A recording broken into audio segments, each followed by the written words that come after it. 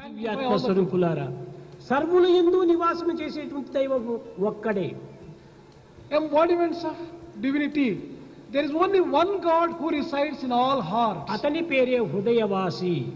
His name is the dweller of human heart. హృదయమునకు For the heart, మనసులకు ఉండినటువంటి వ్యత్యాసం యోచించాలి. you have to find out the difference between mind and heart. హృదయమనగా గుండె అంటారు. Heart refers to ఈ గుండె దేహమునకు సంబంధించినటువంటిది. this. There is a physical heart associated with ఈ body. గుండె రక్తమును చక్కగా పరిశుద్ధపరిచి దేహములో సర్వత్రా కూడాను వ్యాపింపచేస్తుంది. This physical body helps circulation of blood, purifying it all the while. కానీ మనసు దేహానికి సంబంధించినటువంటిది కాదు. But mind is not associated with the physical body. మనసు దేహముతో లేదు. Mind is not with the body. దేహమునకు అతీతమై ఉండేటువంటిది మనసు. It transcends the physical body. కనుకనే మనోమూలం మిదం జగత్తు, జగత్తంతా వ్యాపించి ఉంటుండాలి. That is why mind pervades the entire world. కనుక దేహానికి సంబంధించినటువంటిది కాదు. Therefore, it is not ఈ associated with the హృదయం body. అనేటువంటిది కేవలం దేహానికి మాత్రమే But సంబంధించింది. this physical heart is associated with the తదుపరి body. బుద్ధి, మేధస్సు అనే రెండు పదములు ఉంటున్నాయి. There are other two names, Buddhi and Medassu. ఈ మేధస్సు అనగా This Medassu means సర్వేంద్రియములను కూడా నువ్వు ఒక విధమైనటువంటి కంట్రోల్ చేసేటువంటిది, this is one power. అరికట్టేటువంటిది. This is one power which controls all the sensory ఈ organs. కంట్రోల్ రూమ్ అంటారు దీన్ని. This may be called a control room. కానీ బుద్ధి దేహానికి సంబంధించినటువంటిది కాదు. But this buddhi or intellect is not associated with the ఈ body. మేధస్సు ఇంద్రియములతో కూడినటువంటిది. This medas is associated with కనుకనే sense organs. బుద్ధి గ్రాహ్యం అతీంద్రియం అన్నారు. ఇంద్రియాలకు అతీతమైనటువంటి బుద్ధి. That is why buddhi has been described to కనుక transcend నా all the బుద్ధి ఏమో senses. చేస్తున్నదని తలం చూపుతారు.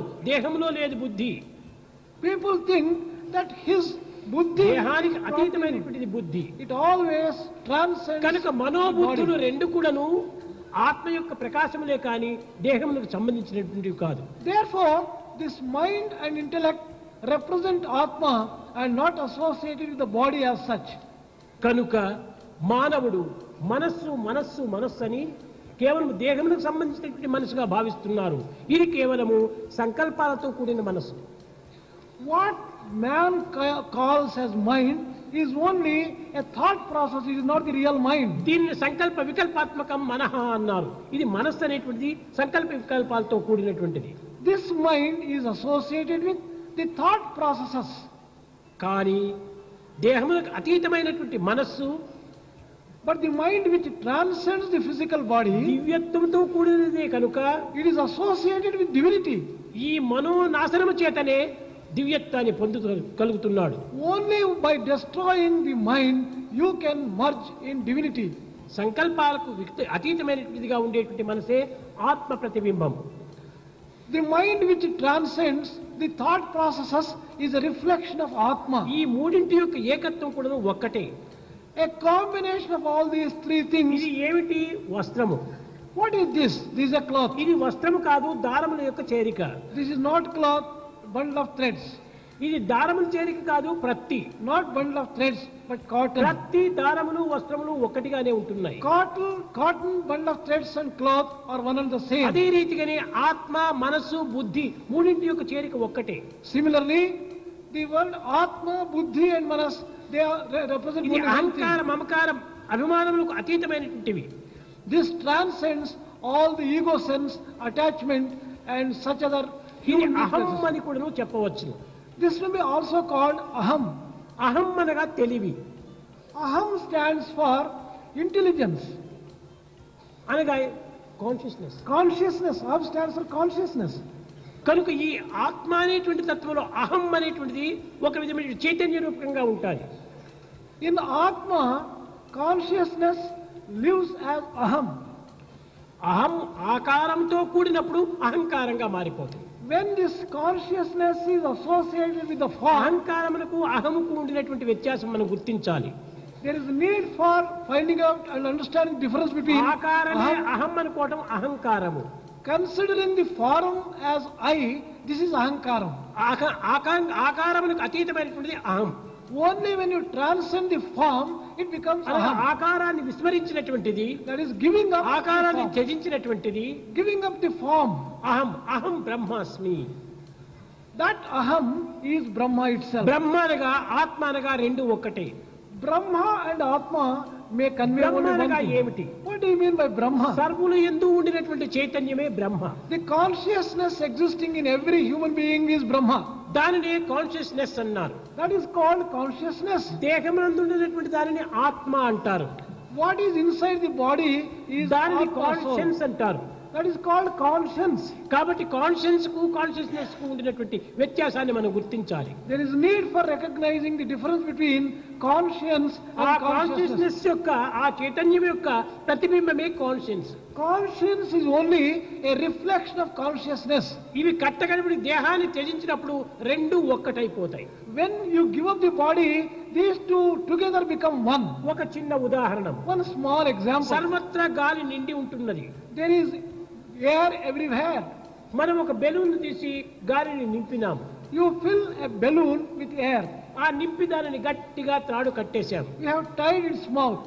అయితే సర్వత్రా ఉండినటువంటి గాలి సర్వవ్యాపకంగా సంచరిస్తున్నది. The air which is all pervasive is freely circulating కానీ everywhere. బెలూన్లో చేరినటువంటి గాలి ఒక్క దగ్గరే స్థిరమైపోయింది. But the air which is confined in the balloon is restricted to that ఇది balloon కేవలము alone. ఏకత్వంతో కూడినటువంటి యొక్క ఆత్మతత్వం. This is the type of Atmic principle associated with ఇది oneness. అనేకత్వంతో కూడినటువంటి ఆత్మతత్వము. The other one is associated with all the people. సర్వవ్యాపకమైనటువంటి ఆత్మతత్వము. That is the omniscient ఇది Atma. భూతాత్మ, The one is Atma associated with అది Bhuta. పరమాత్మ. The other one is పరమాత్మకు soul. భూతాత్మకు ఉన్నటువంటి వ్యత్యాసాన్ని గుర్తించాలి. There is need for finding out the difference between the ఈ individual భూతాత్మలో soul and కొంతవరకు the soul. మాత్రమే ఈ గాలి చేరి ఉంటుండాలి. In the balloon, there is only a ఇందులో small ఉన్న గాలి quantity of air. పరమాత్మతో ఐక్యం కావాలన్నప్పుడు ఏం కావాలి? If you want to merge this individual soul into Paramatma, ఇందులో what do you do? బెలూన్లు ఊదినటువంటి గాలిని ఇంకా ఊదుతూ ఊదుతూ ఊదుతూ పోతే ఒక్కతూరి బెలూన్ బస్ట్ అయిపోతుంది. అందులో ఉన్నటువంటి గాలి ఒక పరిమితమైనటువంటి గాలి అనంతమైన గాలిలో ఏకమైపోతుంది. If you go on pumping air into the balloon more and more, the balloon bursts and it merges into the air మన outside. దేహమే ఒక balloon. Our body may be compared to a balloon. దీంట్లో నాది నావారు అనేటువంటి ప్రేమను సంకుచితంగా నింపుకుంటున్నాం. We are filling ourselves with the air of myself and my people. అందరి యందు ఉండినటువంటి యొక్క ఆత్మతత్వం ఒక్కటే అనేటువంటి విశాలమైనటువంటి ప్రేమతత్వాన్ని నింపుకోవాలి. It is necessary to fill ourselves with love which is ఈ broad-mindedness. ప్రేమతత్వాన్ని నింపుకుంటూ నింపుకుంటూ నింపుకుంటూ పోయేటప్పటికి ఈ సంకుచితమైనటువంటి భావము బస్ట్ అయిపోతుంది. As you go on filling yourself with love, the narrow-mindedness will అనంతమైనటువంటి burst. ప్రేమలో ఇది లీనమైపోతుంది. This will merge into infinite love. దీనినే ముక్తి, మోక్షము, లిబరేషను అని అనేక పేర్లుగా చెప్పుకుంటూ వస్తారు. The same thing has been called in a number of words and names called Mukti, Moksha, కానీ Liberation. దీనికి సరైనటువంటి యొక్క పేరు ఏమిటంటే సాయుధ్యము అని. The correct name is Sayujya. సాయుధ్యం అనగా ఒక నది ప్రవహించింది.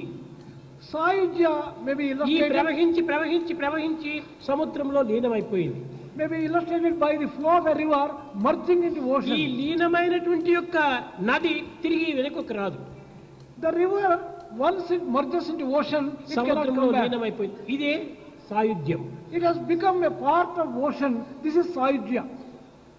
కనుక ఒక్కతూరి భగవత్ తత్వములో మనం చేరితే ఇంక తిరిగి అది వెనుకకు రాకూడదు. Once we merge in the principle of supreme divinity, there will be no మనది return. అల్పత్వమైనటువంటి ఒక జీవితమైన కూడాను Our life may be very ఆ small, but భగవంతునితో ఐక్యము గావించినప్పుడు if it becomes one, అనంతత్వంగా రూపొందుతుంది. then it also becomes infinity. చేతి ఎందుకున్నటువంటి ఒక బిందువు నీరును సముద్రంలో చేర్చినప్పుడు ఆ సముద్ర ఆకారమే పొందిపోతుంది ఈ బిందువు కూడా. When you throw a drop of water from your palm into the ocean, this drop also becomes a కానీ part ఆ of the ocean. సముద్రంలో చేర్చకుండా కేవలం నీ చేతి ఎందు ఉంచుకున్నప్పుడు కొన్ని నిమిషం లోపల అది ఆవిరిగా మారిపోతుంది. Without merging this drop into ocean, if you keep it in your palm, it evaporates in no time. కనుకనే మానవుడు దైవత్వంతో చేరినటువంటి ఒక జీవితం అంతా కూడాను కేవలం ఆవిరిగా మారిపోతుండాలి. తిరిగి పునరపి జననం పునరపి మరణం. Human life which is not merged in divinity will result in the cycle of birth A and death. ప్రేమ బిందువు ఏ పరమాత్మ అనేటువంటి సముద్రంలో చేరుతుందో అది తిరిగి వెనుకకు రాదు. That life principle which is merged into the principle of దానిని divinity పునర్జన్మ will not come back. నవిద్యతే అన్నారు. That means there will no more birth. తిరిగి రాదు. It will not come back again. समस्त लोक